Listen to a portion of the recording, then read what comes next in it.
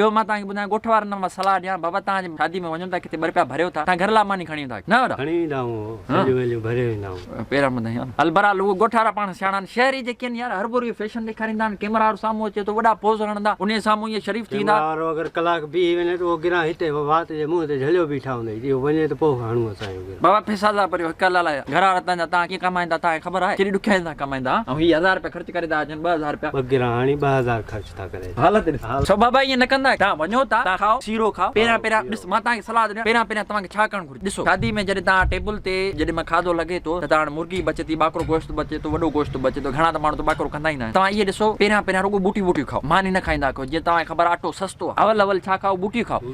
बूटियूं खाई अध खां घणो रहो बूटियुनि सां कयो छो त मानी त तव्हांखे घर में मिले थी किथे 100 रुपया अटो किलो वरा किथे 600-700 रुपया किलो मानी वञी घर खाइजो आहे पहिरीं हिते बूटियूं खाई ड्रो करे पंहिंजा पैसा पूरा हिलाल करे पोइ पक न आहे उहो सुभाणे माण्हू तव्हांजी शादी में अचे न छो ॻाल्हि जो मक़सदु ईअं त तव्हां पंहिंजा हिलाल कयो चङा चोका ॾिसो जेके आहिनि उहे रुखा खाओ मानी न खाओ हर भुर तव्हां नान खाई अधा घणा नान था कयो 2 बूटियुनि सां वॾा फ़ाइदो कहिड़ो उहो त हुननि खे फ़ाइदो पवंदो न बाबा तव्हां रुगो बूटियूं खाओ 4-5 ॼणा ॿिया वठियो ईंदा कयो भला वंगारू जेके तव्हां नथी खाइजे त ॿिया कहिड़ा वठी ईंदा कयो हड़पू हुजे कोडरनि सां खाइनि जेके हुते हा वॾा भेलचाण चांवरनि में भेलचाणी पोइ बसि वञी डेग ते वेही रहनि न टेबल ते त वेहनि ई न बूटी खाओ पैसा हलाल कयो पोइ तव्हां जेको आहे सो पात ॾियनि न ॾियनि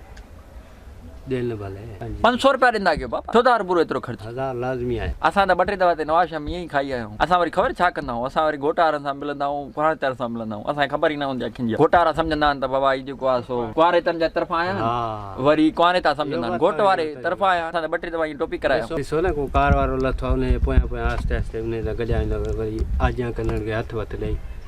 मिलंदा ज़रूरु कयो ॾिसो तव्हां घोट वारनि सां मिलो कुआरेतनि सां मिलो हू सम्झंदा घोटे तरफ़ां आया आहिनि हू सम्झंदा कुआरेतनि जे तरफ़ां आहिनि पैसा खाई तव्हां निकिरी ईंदो तव्हां केरु सुञाणी पर शादी हालनि में जेके बिचलर रहंदा अक्सर खे तव्हां ईअं कंदा मूंखे ख़बर आहे तव्हां रुगो दालू खाई हाणे तबाह करे छॾियो आहे घुरायो हिकिड़ी 80 रुपया वारी प्लेट था 5 ॼणा हुन ते वेहो था सुंघराए था खाओ दाल बुर्गो ईअं कंदा कयो सोलो तरीक़ो अथव चङा चोखा खाई वेंदो माना घणो कुझु थींदो बसि इहो चवणो